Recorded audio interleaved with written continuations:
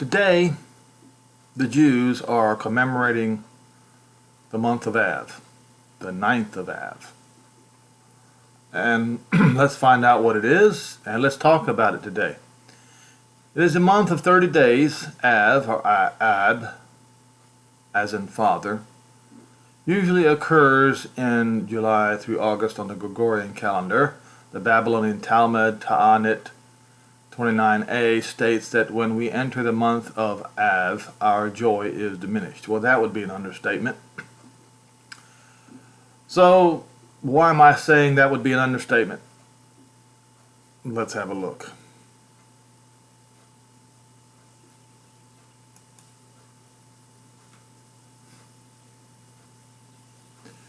In this month, both the first and the second holy temples were destroyed. We also celebrate the 15th of Av as a marriage holiday, holy day. Alright, so on the 9th of Av is when Solomon's temple, Zerubbabel's temple, and Herod's temple was destroyed. Now, I don't know about you, but 1 + 1 + 1 does not make 2. It makes 3. Now, I'm not going to argue about second, third temples right now because that narrative is not important. It is not as important as the Jews might think it is, and it most certainly is not as important as Christians think it is. The name of the 5th month on the Jewish calendar, it is the 5th month. Av literally means father. It is customary to add the name Menachem, which means comforter or consoler, so Menachem Av. In this month, both temples were destroyed and many other tragedies occurred, yet our Father in heaven is here to comfort and console us. Well, on the book of Lamentations is the description by Jeremiah the prophet. The suffering, his own suffering, the suffering of Jews of Jerusalem. And those of you who read the book of Jeremiah, the English-speaking people call it Jeremiah, he is extremely mournful because the king, the princes, and all them hate him and want to kill him, but he knows that Jerusalem is about to be destroyed by Nebuchadnezzar, the king of Babylon. So he was extremely grievous of heart. And in some of his words, he says, it is better to be dead than to be experiencing what he's experiencing. So I think it's good that we go to the book of Lamentations and read along with the Jews, because they're going to be reading this book too. While the Christians are celebrating this day, this horrible day, as if it is a normal day in life, when it should not be.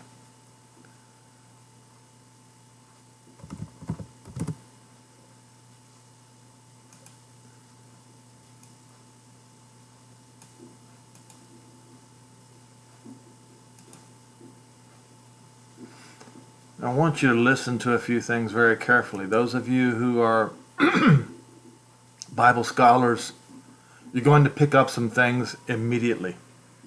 And I'll point them out.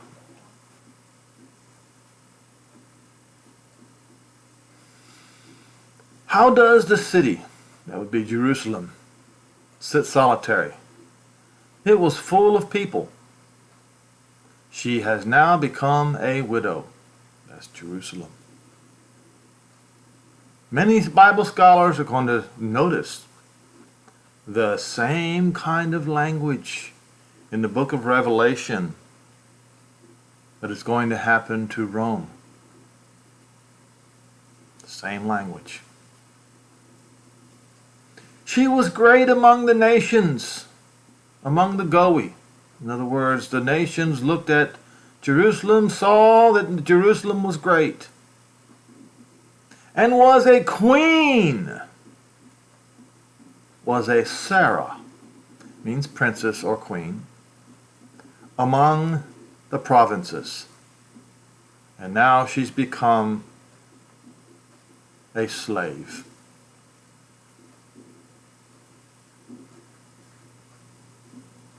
She weeps sore in the night, and her tears are on her cheeks. All her lovers, among all her lovers, she has none that comforts her. All her friends have dealt treacherously with her. They are become her enemies. Yehuda is gone into captivity. Affliction, misery, great servitude, forced labor. Now she lives among the Gentiles. To this day, Christians do not see the meaning behind that statement. I need to turn this other computer off. It's making a lot of noise.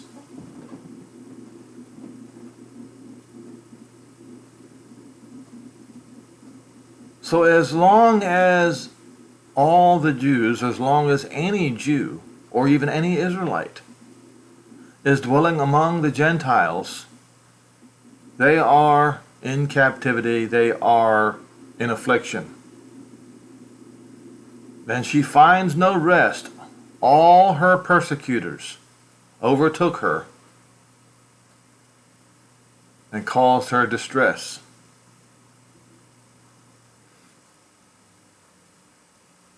The road of Zion mourns because none comes to the solemn feasts. All her gates are desolate, her priests sigh, her young women are afflicted, and she is in bitterness. Her adversaries are now in dominion. They're now the head. Her enemies prosper, as they have done for the past nearly 2,000 years, or maybe more, yes, more than 2,000 years. Her enemies prosper. Jehovah has caused her to suffer for the multitude of her transgressions. Her children are gone into captivity with the enemy. And the daughter of Zion, all her beauty is departed. Her princes are become like deer that find no pasture.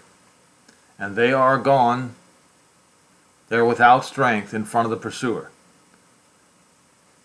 Jerusalem remembered in the days of her affliction of her miseries, all her pleasant things in the day of old, when people fell into the hand of the enemy, and none did help her. Adversaries saw her and did mock at her Sabbaths, mocked her holy days, as they do to this day. Jerusalem has grievously sinned, therefore she is dispersed. All that honor her now despise her, because they have seen her nakedness. That's a figure of speech. It means destitute and torn down. She groans and turns backwards. Her filthiness is in her skirts. She remembered not her last end, the after part. Just like it is written that they knew not, the people of the city knew not the time of Jerusalem's visitation.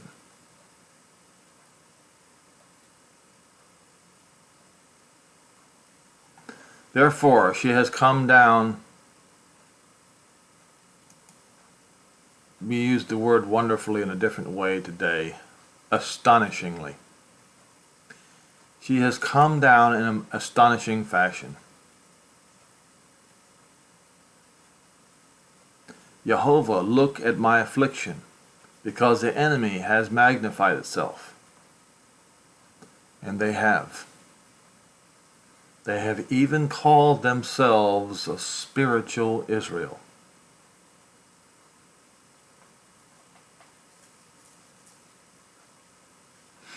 The adversary has spread out his hand upon all her pleasant things. Yes, they have built mosques and they have built cathedrals all over Jerusalem. They have, and they are not willing to remove them. They're going to be removed, all of them. For she has seen that the heathen entered into her sanctuary, which you did command that they should not enter into the congregation. Has anybody read Revelation 11? Does leave out the court of the Gentiles or toss out the court of the Gentiles because they are going to tread down the holy place and Jerusalem underfoot?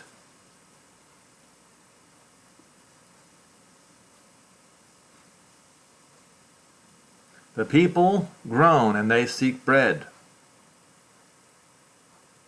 They have given the desirable things, gold and silver, precious stones, things that are worth thousands, perhaps millions of dollars, or shekels, however you want to equate them, traded those things for food, for bread, for a morsel of meat, maybe a little bit of soup, to relieve the soul. See Jehovah and consider and look down.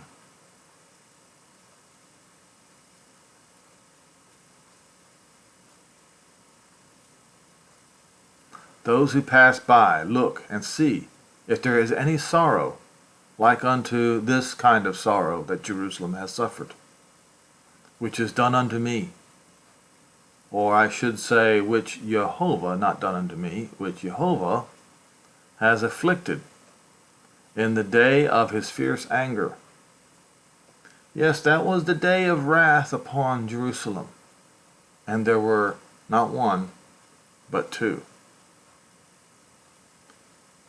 Nebuchadnezzar and Vespasian. From above he has sent fire into my bones, and it prevails, and he spreads a net for my feet, and turns me back. He has made me desolate and faint all day. He is speaking of himself being Jerusalem. The yoke of my transgression is bound up by his hand. They are intertwined and come upon my neck. It's like a rope around his neck. He has made my strength to fail. Adonai, put me in their hands, of whom I am not able to rise up. Adonai has trodden underfoot all the mighty men in the midst of me, and has called and proclaimed an assembly against to crush my young men. Adonai has tread the virgin, the daughter of Judah, as a winepress. Have you noticed some code words in here? I thought about doing the whole book of Lamentations, but this first chapter is loaded.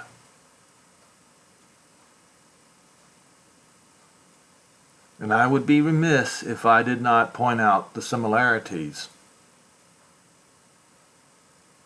in the book of Revelation and other places. So I'm just going to go over Lamentations 1 today, and then I want to go back and look at some of these verses.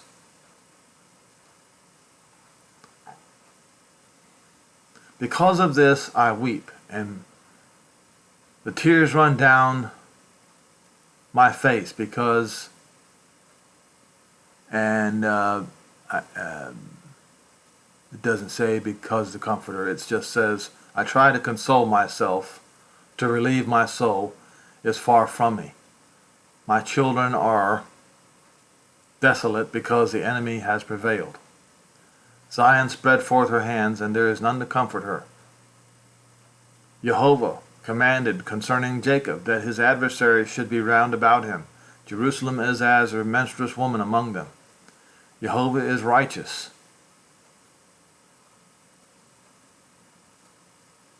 And we have rebelled against his commandment. Listen, everyone, and look at my sorrow. The virgins and young men are gone into captivity. Like I said, he is speaking as if he's Jerusalem. Jeremiah. I called for my lovers, but they deceived me. My priests and my elders have died in the city while they were looking for food to relieve their starvation.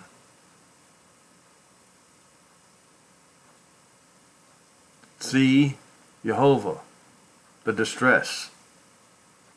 My bowels are troubled, my heart is turned within me, for I have grievously rebelled.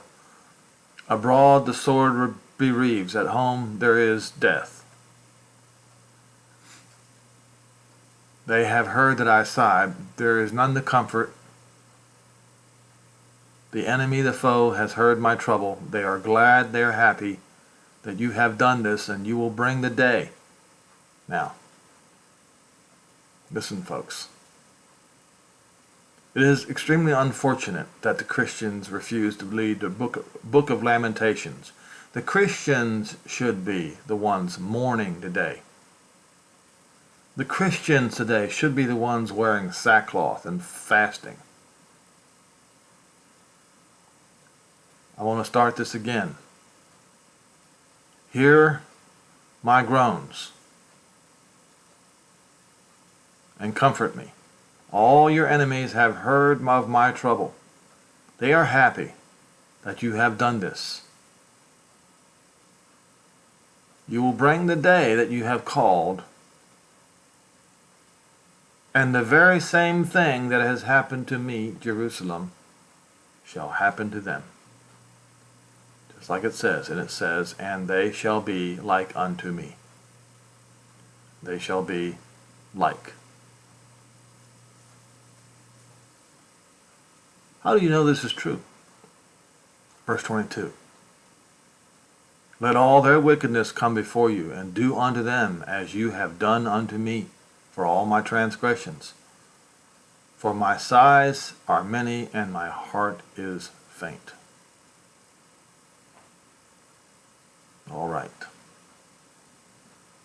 I think I want to go to Joel 3 first, because there's something in here that is concerning Joel 3. That would be verse 15. Is it? Actually, I think it's in Revelation. It could be in Joel 15 too. So I'm going to look in Joel 3 first.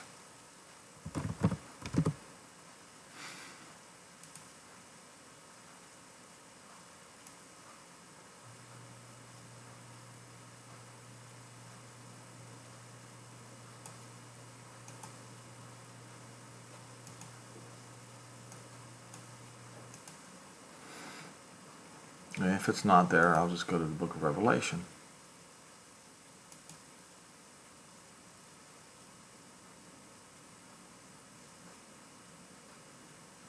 Yes, it is. All right. Proclaim ye this among the Gentiles, the Goy. Prepare war and wake up the mighty men, and let all the men of war draw near. Let them come up.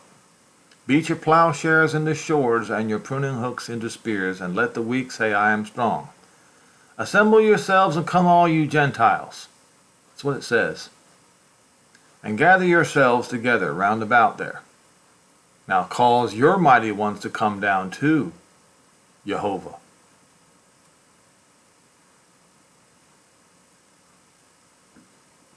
Let the heathen be wakened and come to the valley of judgment. For there will I sit and judge all the Gentiles round about. Put you in the sickle, for the harvest is ripe. Come down and get you down, because the press is full and the fats overflow, for the wickedness is great. Multitudes and multitudes in the valley of decision, because the day of Jehovah is near in the valley of decision. Well, this is clearly upon the Gentiles. This one was upon Jerusalem. Jehovah has tread down underfoot all my mighty men in the midst of me, and he has called an assembly against me to crush my young men. And Jehovah, Adonai, has tread down the virgin, the daughter of Yehuda, like in a winepress. The language is similar. I need you to understand something that is written very early in the scripture. Jehovah is very vengeful. He gets even.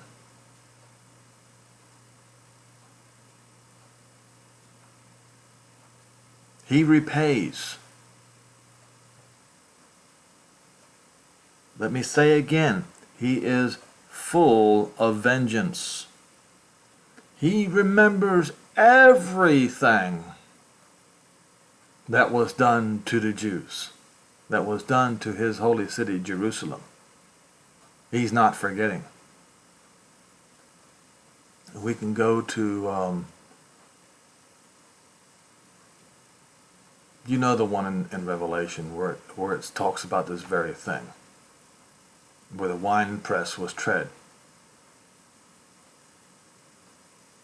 And those of you who don't know, all you got to do is just Google wine press.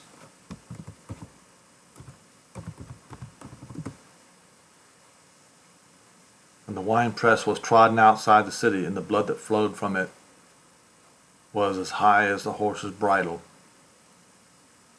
a distance of 1,600 stadia. I don't know how much that is.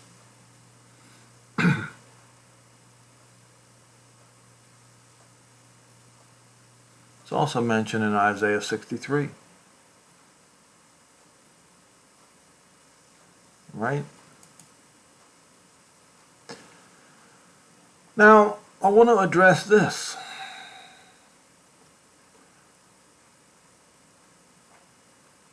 Now, there are people like Walid Shubat out there running around claiming that Christians, that Rome is not that great city, that great whore, because he's a Catholic. Selling books to you Christians, to you evangelicals and all of them, trying to prove that Rome, that Christianity is not going to suffer in the day of Jehovah's wrath. Well, he's wrong, because that great city, Rome, where Christianity sits today,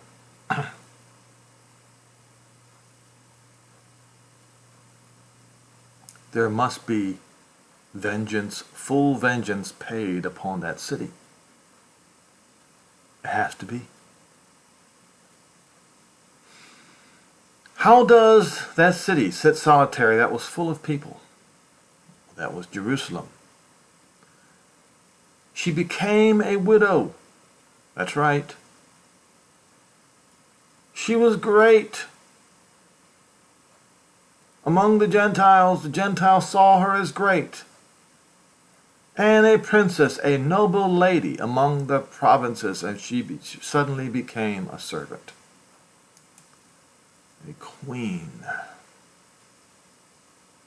Princess, a noble lady.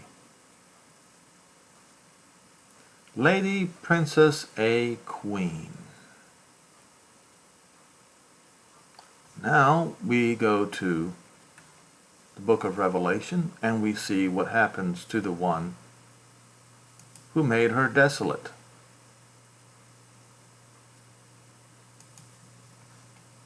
All you have to do is type in, I sit as a queen and I'm not a widow.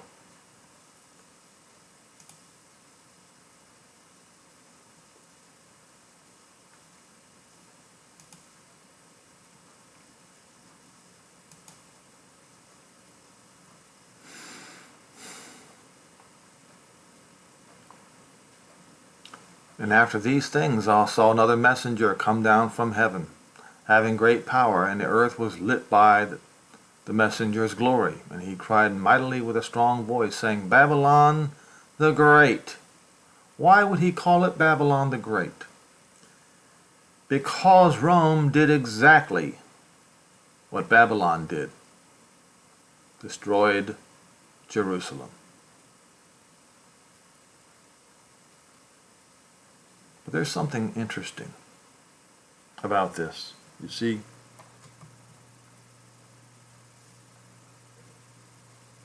Jerusalem was destroyed twice. Now, in theory, you could say this destruction of Rome would be the destruction of Babylon twice.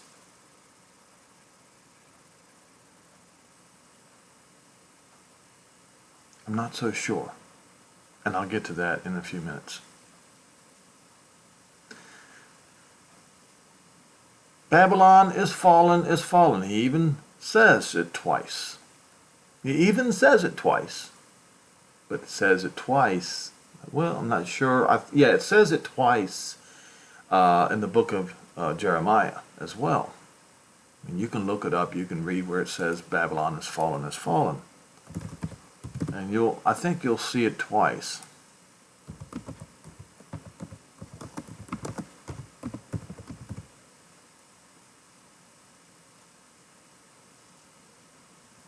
Maybe not. Jeremiah 51.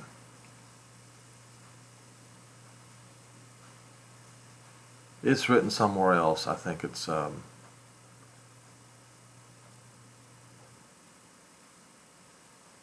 yeah, it's written somewhere else. I don't have time for that right now. Is fallen, has become the habitation of demons.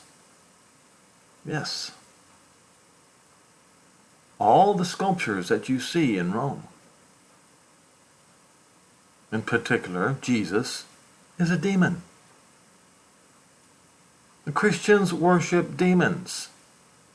These sculptures are sculptures of Zeus in various forms. And the whole of every foul spirit and a cage of every unclean and hateful bird. The Gentiles, listen, the Gentiles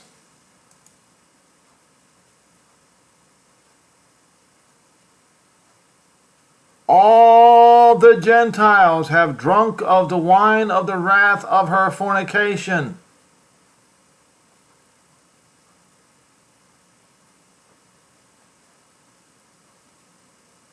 This is at the time of the end. So that's implying Christians. And also Muslims, because you see, Mohammedanism was started by the Catholic Church, or was off-rooted from the Catholic Church, I should say. And the kings of the earth have committed fornication with her, and the merchants of the earth are waxed rich because of the abundance of her delicacies. So if the merchants of the earth are waxed rich because of the abundance of her delicacies, should the Gentiles today be driving around in the newest cars, living in the nicest houses, living in the best subdivisions, the gated communities? Is that right? Is that the right thing to do?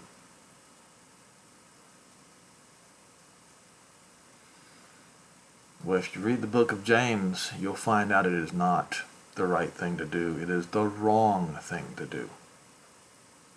I think it's in chapter 4. Might want to check that out. I heard another voice in heaven saying, Come out of her, my people, that you be not partakers of her sins. and received not of her plagues, for her sins have reached unto the sky, and Jehovah has remembered her iniquities. What iniquities? What? What's he talking about? Reward her as she has done unto you. Ooh, well, we've just found out who, didn't we? In the book of Lamentations, you found out who it was. The persecutors of Jerusalem. The one who sacked Jerusalem. And reward unto her double, according to her works, in the cup which she has filled, to her double. What cup? This cup. Oh, wait a minute, what am I doing?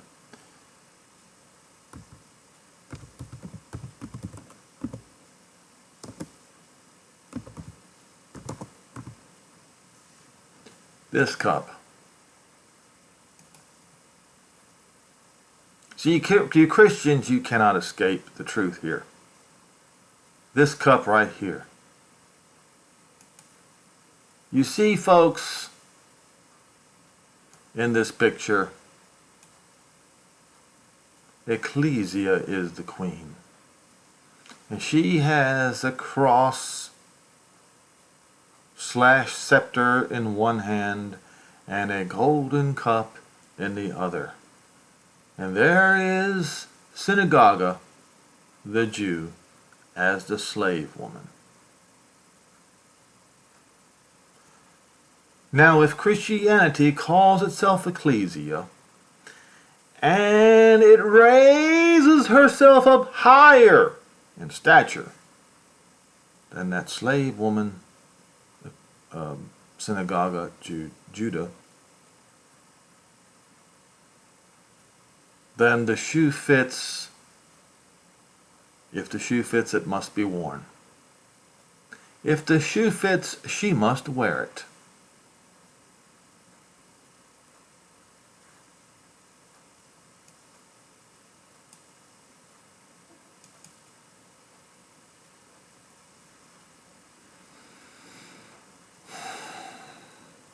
Double unto her according to her works, in the cup, that cup that I showed you,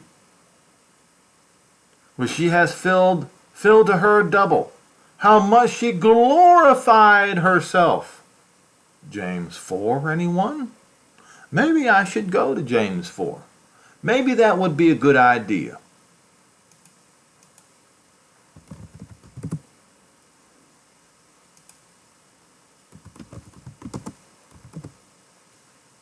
Now, James was an apostle to the Jews, not to the Gentiles. But the Gentiles could take a lesson from him. And why did he say what he said? Because he knew the destruction of Jerusalem was coming. It was not the time for the followers of Yehoshua to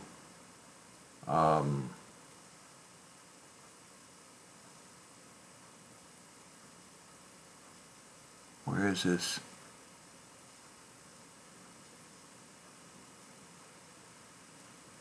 There it is right here. Verse 7, submit yourselves therefore to Jehovah, not God. Resist the devil, and he will flee from you. Draw nigh to Jehovah.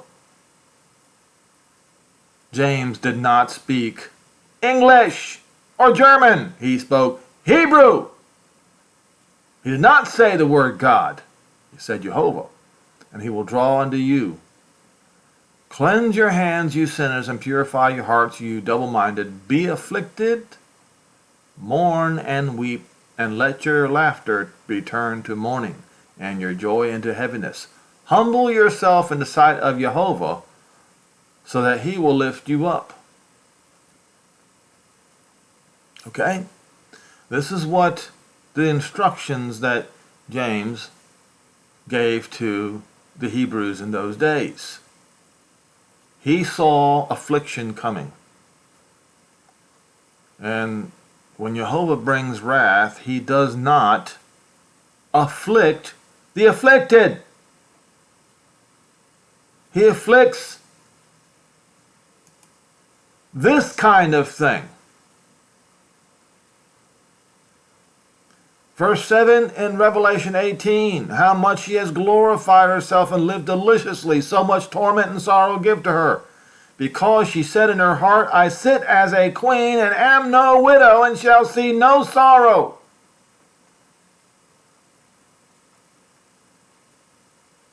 Not only Rome has done this, but take a look around you.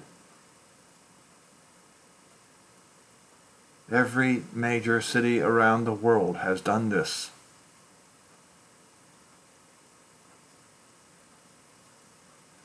Yet, the Jews cannot worship at the Temple Mount to this day, because the Gentiles say no. Well, the shoe is going to be on the other foot. The book of Lamentations asks for it, and the book of Revelation, and the book of Joel, the book of Isaiah, the book of Zechariah, the book of Jeremiah, Hosea, Amos, they all are answering back and say, yes, it's going to happen. Now you know why the Christians do not like to read from the prophets.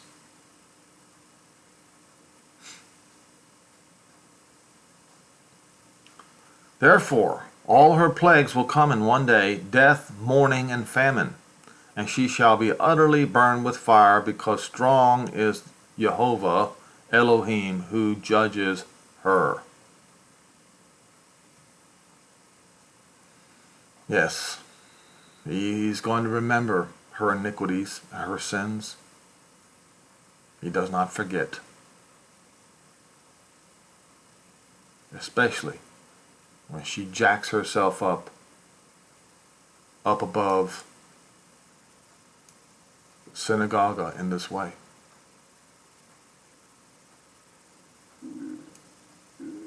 The unfortunate part is the Christians should have learned from James 4, knowing that the time of the destruction of the Gentile world is imminent. They should not be wallowing in wealth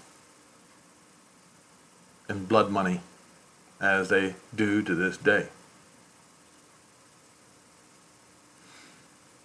So Jehovah is going to catch the Gentiles and their chief city, Rome, in the height of their glory,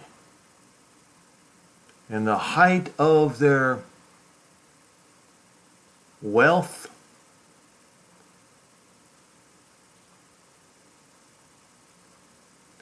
as you know, folks, the self-serving in this Western civilization is so paramount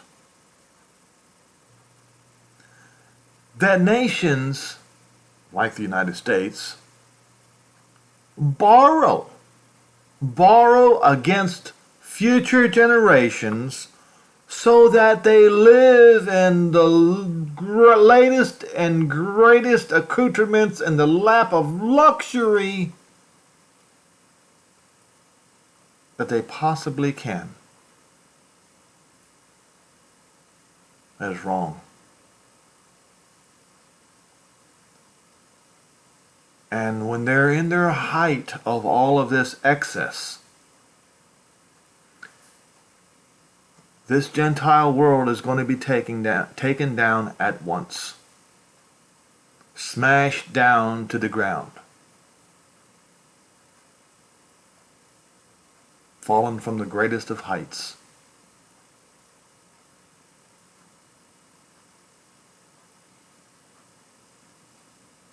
And no, Christianity does not think about the month of Av, the month of the Father,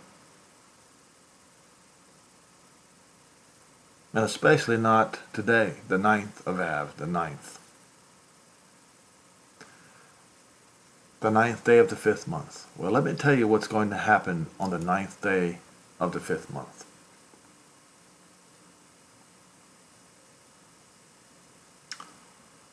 Zechariah 8 and verse 18. And the word of Jehovah of hosts came unto me, saying, this is what Jehovah of hosts says. This is for the Jews, all Israel. The fast of the 4th month and the fast of the 5th month, that would be today. The most grievous, most mournful of them all, this month. And the fast of the 7th month and the fast of the 10th. They are going to become to the house of Judah, to the Jews, joy and gladness and cheerful feasts.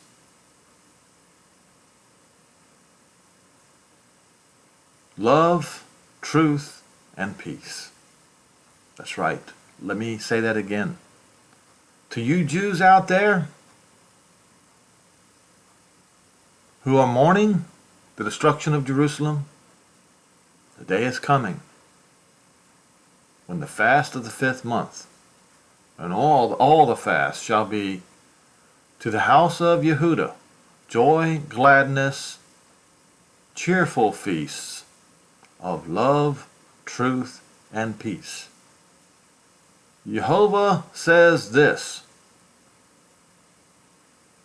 people will go in and inhabit many of the old cities, and the inhabitants of one city shall go to another, saying, let us go speedily and pray before Jehovah, to seek Jehovah of hosts. I will also go. In that day, many people and strong nations shall come to seek Jehovah of hosts in Jerusalem and pray before Jehovah. In that day, Jehovah of hosts says, it will come to pass that 10 men will take a hold, will out of all the languages, out of all the Gentiles, take a hold of the skirt of a Jew, saying, we will go with you. We have heard that Jehovah is with you. Why? Because the Gentiles will be humbled, will be brought back down to the ground. They will be taken down from their Tower of Babel that they live in today. The age, the space age, the nuclear age, the internet age that they live in, the Tower of Babel. And it'll all come crashing down, and they will realize in order to even get food and water, they're going to have to come to Jerusalem to pray before Jehovah. It's coming. And it will be a day of great joy for the Jews and Jerusalem. The 9th of Av it will be a great day, a joyful day, a wonderful day.